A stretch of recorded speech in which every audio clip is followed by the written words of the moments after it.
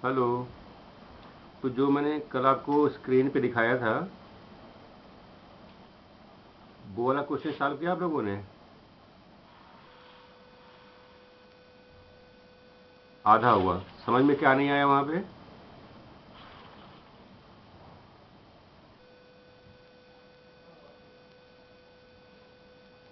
देखिए यहाँ पे एक ही प्रॉब्लम के क्वेश्चन में, जो कि जो हमने दिखाया था डिपार्टमेंटल सेल्स क्रेडिट साइड में, ए बी और सी का, ठीक है ना?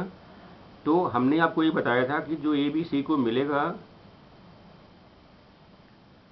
वो एक तो हमने 1386 शो किया है ए में, बी में 1345 और सी में 348 शो किया हुआ है, ठीक है? अब देखिए इसी को हमें डेबिट साइड भी शो करना पड़ता है। अब डेबिट साइड में हमें क्या क्या शो करना पड़ेगा और कैसे शो करना है? कि जो ए को मिला, ए को कितना मिला है, जरा अपना क्वेश्चन उठाइएगा और उसमें देखिएगा कि जो आपने कैलकुलेशन किया था, ए को कितना मिल रहा है।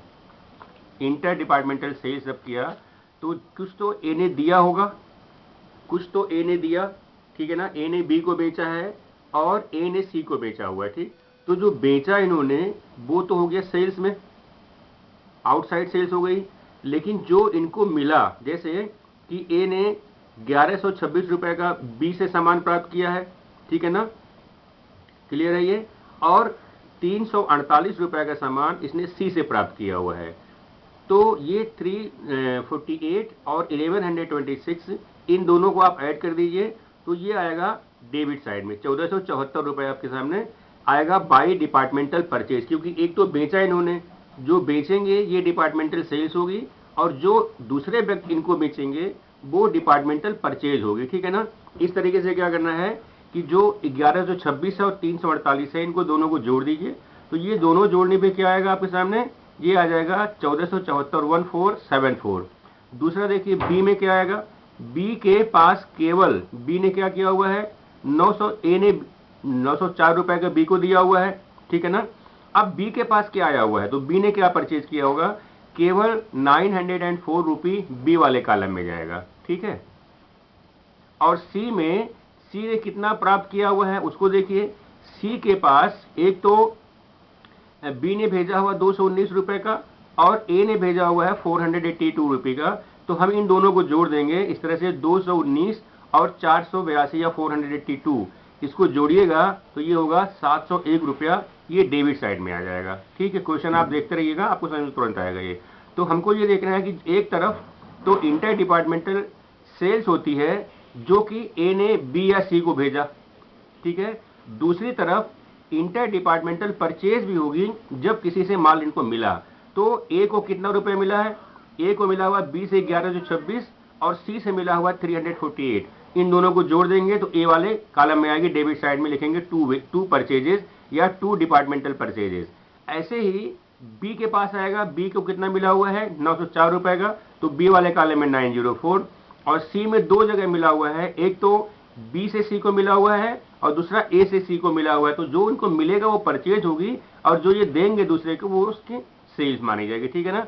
इस तरीके से हमने कल वाले क्वेश्चन में डिपार्टमेंटल परचेजेज अकाउंट में हमने डाल दिया 1474 ए में, 904 बी में और सी में डाला हमने 701। तो टोटल कॉलम में जाएगा 3079। अब तो क्लियर है ये? अब समझ में आ रहे हैं? आ रहे? हेलो, ठीक है? अब देखिए, जैसे आपको ये समझ में आ गया तो हमें क्या करना है, अब इनका ग्रास प्रॉफिट को कैलकुलेट करना है। ग्रास प्रॉफिट कैलकुलेट कर लीजिए, क्योंकि डेबिट में आ गया आपके पास स्टॉक, फिर आ गया परचेजेस, फिर डिपार्टमेंटल परचेज, फिर आपने लिख दिया है यहाँ पे वेजेस। और वेजेस के बारे में प्रश्न में आपको जो भी कहा होगा, वेजेस को कैसे डिस्ट्रीब्यूट करना है, क्या करना है, मुझे लग रहा है कि वेजेस के बारे में प्रश्न में आपसे पहले कह रखा है कि वेजेस दिया गया है विभाग ए को 2740, बी को दिया गया है 1328 और सी को दिया गया है 915। तो हमारे पास ये दिया हुआ है, हमको कहीं जोड़ने घटाने की आवश्यकता नहीं है, देखने की आवश्यकता नहीं है, साफ साफ ए बी सी का अलग अलग दिया हुआ है, ठीक? तो इस तरीके से हमारा ग्रास प्रॉफिट तो निकल जाएगा ना, ठीक है ना। जब ग्रास प्रॉफिट हमारी निकल गई, फिर हम आएंगे डेबिट क्रेडिट साइड में, लिखेंगे by grass profit brought down, ये 4459, ठीक है ना, जैसे निकाला था आपने 31002518 सी का, और टोटल आ गया 10,077 रुपये या 10,077 क्वेश्चन में आ गए। अब आइए सैलरीज वगैरह को डिवाइड करना है। तो क्वेश्चन देखिए, सैलरीज में क्या कहा है प्रश्न में, वेतन, सिंपली वेतन जो सैलरी दिया हुआ है, इस क्वेश्चन में वेतन को साफ साफ लिख रखा है कि ए को मिलेगा 945, ठीक, तो ए में डाल दिया, बी में डाल दिया 572, और सी में दिया हुआ है 416 रुपए। तो इसको हमें एलोकेट करने की आवश्यकता नहीं है, ये ऑलरेडी एलोकेटेड है हमारे सामने, ठीक है ना। फिर हमारे सामने आता है मैनेजमेंट सैलरी, मैनेजमेंट सैलरी है 1200 रुपए की। तो जो मैनेजमेंट सैलरी 1200 रुपए की है, इस 1200 रुपए को बांटने का तरीका दिया हुआ है, इनने क्या रखा है, इनका रेशियो है 1/2, ए के लिए, बी के लिए 3/10, और सी के लिए क्या रखा है इन्होंने 1/5। तो 1200 का 1/2 निकाल दीजिए, 600 हो जाएगा, ये 600 ए में चला जाएगा, ठीक है। इस 600 को ए में ले लीजिए, ठीक है, और बी में कितना जाएगा, 1200 का 3/10 निकाल दीजिए, ठीक है ना, 1200 इंटू 3/10 कर दीजिए, तो निकलेगा 360, ठीक है। और ऐसे ही सी का निकाल दीजिए, 1200 का 1/5 निकाल दीजिए, ये निकलेगा 240। तो हमने मैनेजमेंट सैलरी को 3 भागों में बांट दिया, जो कि हमको साफ साफ दिया हुआ है क्वेश्चन में, ठीक। तो क्या करेंगे, 1/2, 1/3/10 और 1/5, इनको हमने ले लिया मैनेजमेंट सैलरी या मैनेजमेंट सैलरी निकल के आ गई। फिर हमारे पास आता है दूसरा है रेंट एंड टैक्सेस, ठीक है ना। रेंट एंड टैक्सेस ले लीजिए, क्या है रेंट एंड टैक्सेस में, रेंट एंड टैक्सेस है 1460 का, इस रेंट एंड टैक्स को भी आपको इसी रेशियो में बांटना है, ठीक है ना। तो 1460 मल्टीप्लाइड बाई हाफ कर दीजिए, मतलब गुणे 1/2 कर दीजिए, इसका आधा कर दिया आपने तो 730 आ गया। फिर आप निकालोगे 3/10, कितने का, जो दिया हुआ 1460 रुपए टोटल का निकालना है 3/10, ठीक है ना। तो 3/10 निकालिए, कितना आएगा, 1/2 निकाल दीजिए, आधा 730 हो गया, लिखिए ए में। बी में आएगा 1460 रुपए, तो इसको भी हमने डाउन लिख दिया 3/10, ठीक है ना, तो हो गया 438। और सी में आएगा 1460 मल्टीप्लाइड बाई 1/5, तो कितना होगा 292 रुपए, ये हो गया आपका, ठीक है ना। इस तरीके से हमने रेंट एंड टैक्सेस को भी डिस्ट्रीब्यूट कर लिया। अब आएगा हमारे पास इंश्योरेंस, इंश्योरेंस को का कितना रुपया है, इंश्योरेंस दिया हुआ है 210 रुपए का, इसको बांटने का भी तरीका वही दिया हुआ है, 1/2, 3/10 और 1/5, ठीक है ना।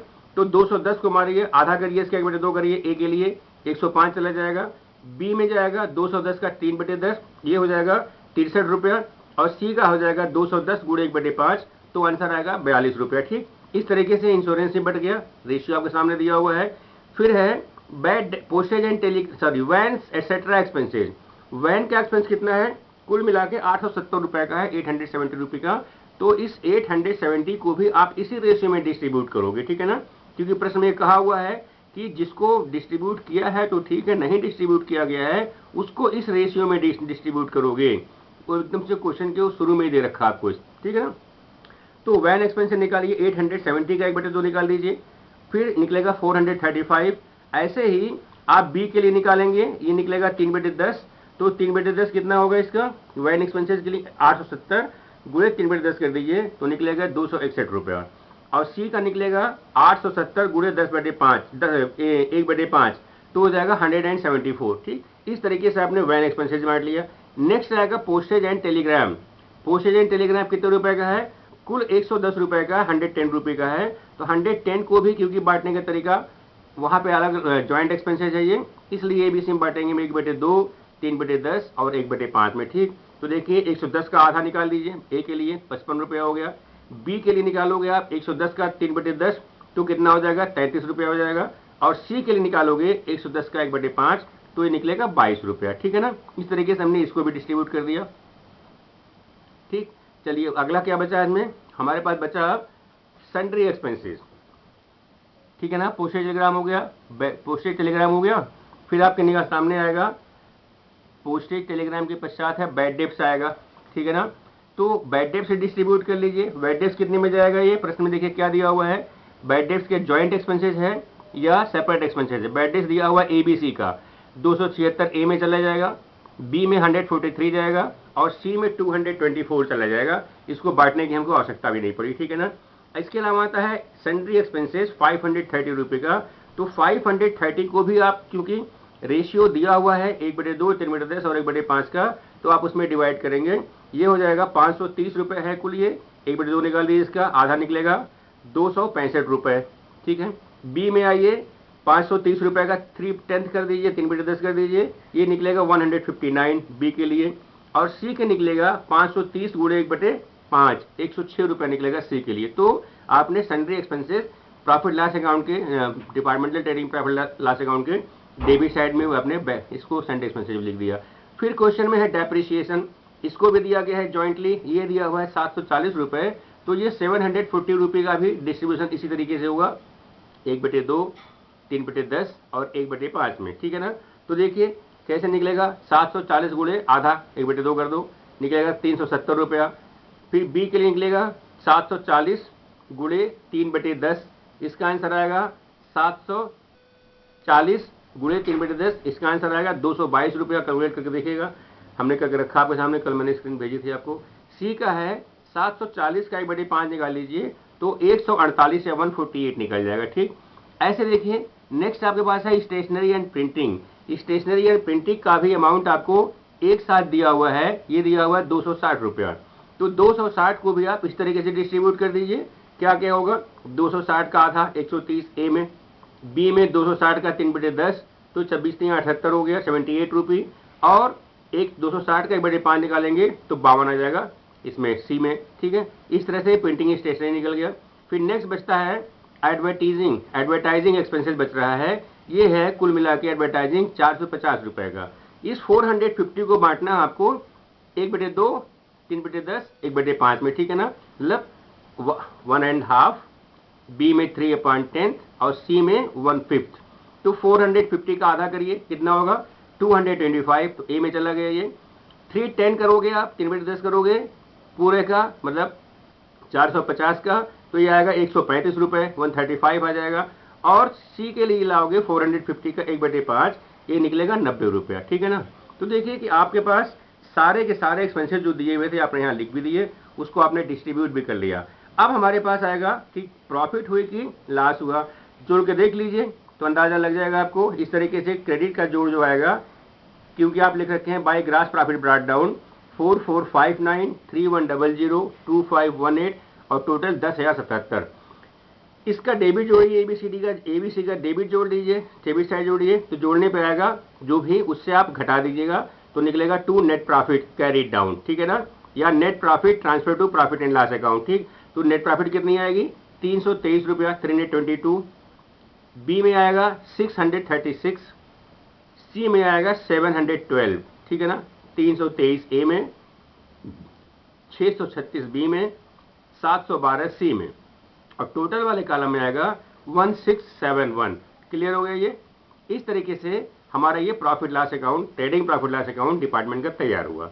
अब हमारे प्रश्न में ये कह रखा है कि show the percentage of gross and net profit to outside sales. Outside sale से आपको ये परसेंटेज कैलकुलेट करना है कि वो कितना है। तो देखिए ग्रॉस प्रॉफिट निकाला है, ग्रॉस प्रॉफिट सबकी आई हुई है, नेट प्रॉफिट आया हुआ है। तो जो क्वेश्चन का पहला पार्ट है इसमें आपको निकालना है ग्रॉस प्रॉफिट का परसेंटेज आउटसाइड सेल से। तो लिखिए ग्रॉस प्रॉफिट का परसेंटेज कैसे निकालोगे आउटसाइड सेल से, gross profit upon outside sales multiplied by 100 for A. Same formula B में, सेम फार्मूला सी में। इसका मतलब हुआ कि हमारे पास अगर ग्रॉस प्रॉफिट का निकाला जाएगा, क्वेश्चन में हमने कल भेजा था आपको, उसको देखिएगा भी आप। उसमें हमने क्या निकाला, gross profit to outside sales. इसमें हमने रखा हुआ है ए के लिए क्या है फॉर्मूला, प्रॉफिट अपॉन या gross profit upon outside sales. Gross profit A की कितनी है 4459, ठीक है ना, 4459, और आउटसाइड सेल्स है 11,174। इसका परसेंटेज निकाल दीजिए, मल्टीप्लाई कर दीजिए 100 से, तो 39.90 हो जाएगा ये। क्लियर है ये।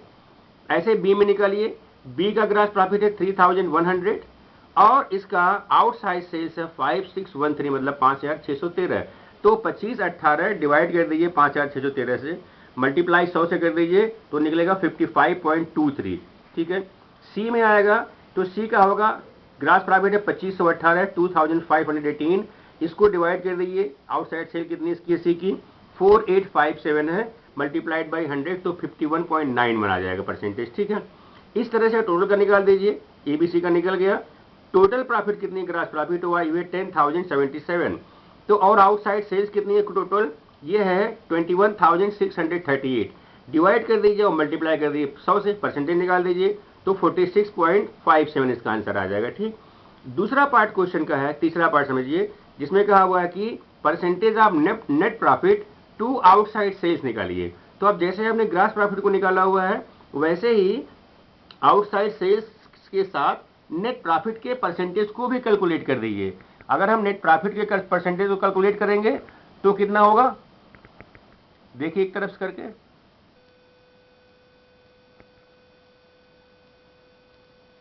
ठीक है। देखिए पहला ए का निकलेगा, ए में प्रॉफिट कितनी आई हुई, नेट प्रॉफिट 322 आई हुई है, ठीक है ना। तो 322 और कितने रुपए का इसका है, ग्रास प्रॉफिट कितने का है, सॉरी इसका आउटसाइड सेल्स कितना है, पहले वाला ही 11,174, तो 323 अपॉन 11,174 मल्टीप्लाइड बाई 100 करिए तो ये हो गया 2.89% ए का। बी का निकालिए, बी में आया हुआ नेट प्रॉफिट 636 रुपी, तो 636 डिवाइड करिए इसको, इसके आउटसाइड सेल से ये है 5,613 या 5,613, इसका परसेंट निकालिए गुणे 100 करके, निकलेगा 11.23%। ठीक है, फिर सी का निकालिए, सी में नेट प्रॉफिट है 712 रुपी और इसकी आउटसाइड सेल्स है 4851, परसेंटेज कैलकुलेट कर दीजिए, निकलेगा 14.68%। ठीक है ना। अब आएगा कि टोटल कैसे निकालोगे, कुल कितनी नेट प्रॉफिट हुई, आपने जोड़ रखा है 1671 प्रॉफिट हुई है, अपान कर दीजिए कुल कितना आउटसाइड सेल्स है 21,638, मल्टीप्लाई कर दीजिए 100 से तो परसेंटेज निकल जाएगा, ये होगा कुल परसेंटेज निकलेगा 7.22%। इस तरह से आप इंटर डिपार्टमेंटल सेल्स में, इंटर डिपार्टमेंटल सेल्स होती है उसमें कैसे क्वेश्चन को हल करते हैं।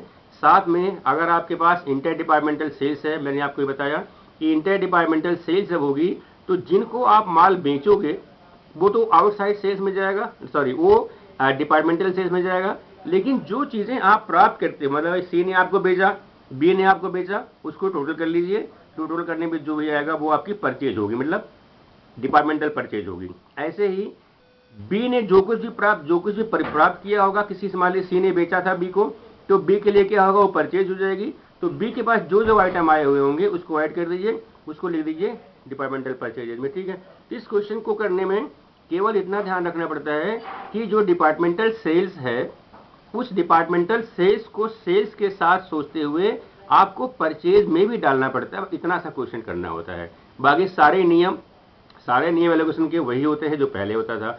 इस क्वेश्चन में थोड़ा सा एक स्टेटमेंट बनाने बोल दिया आपको, statement so the statement of percentage of gross and net profit to outside sales. तो जिसका कहता है निकालने के लिए परसेंटेज, कहता है कि नेट प्रॉफिट का आउटसाइड सेल से निकालिए, तो जो पहले ही बोला जाएगा उसको पहले लिख दीजिए। जैसे ग्रास प्रॉफिट कह रखा है gross profit to outside sales, तो gross profit upon outside sales multiply कर दो 100 से, परसेंटेज निकल जाएगी। अगर नेट प्रॉफिट से कहता है तो net profit upon outside sales, जिसको बोलता हो जिसका परसेंट निकालने के लिए आपको उसी को पहले ऊपर लिखोगे जिससे कहता है, ठीक है ना। जो पहले होगा ऊपर, जो बाद में होगा वो नीचे कर दोगे आप। ठीक, स्टेटमेंट समझ के भी देखना पड़ता है, ऐसा नहीं कि आपने बस सोच लिया ऐसे हो गया, स्टेटमेंट समझ लीजिए, लेकिन सिंपल फार्मूला यही होता है कि ऐसे परसेंटेज निकालते हो। ठीक, तो ये आपके पास क्वेश्चन मैंने बना के भेजा भी है, इस तरह से क्वेश्चन तैयार हो गया। ठीक है, आप बताओ कोई दिक्कत है इस क्वेश्चन में। हेलो, अब इस प्रश्न को कर लेंगे आप लोग, ठीक है। अब कोई प्रॉब्लम नहीं है ना बेटा इसमें, चलिए ठीक है। देखिए इसी तरीके का क्वेश्चन एक मैं भी आपको भेजता हूं, ठीक है ना, और इसको आप खुद से करिएगा, ठीक है। दोनों क्वेश्चन एक साथ जोड़ देंगे हम, इसको खुद से करके देखिएगा, और दो एक क्वेश्चन और ऐसा करेंगे, हमारा ये क्लियर हो जाएगा, ठीक है। और सबकी क्लासेस चल रही हैं तो बता दो आप।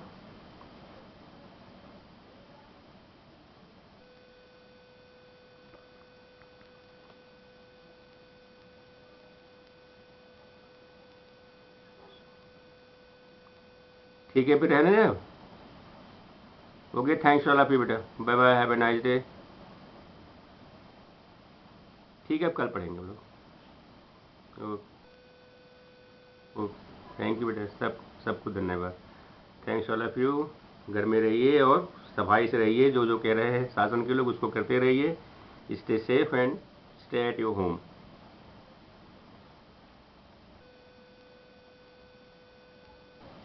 इसमें 12 लोग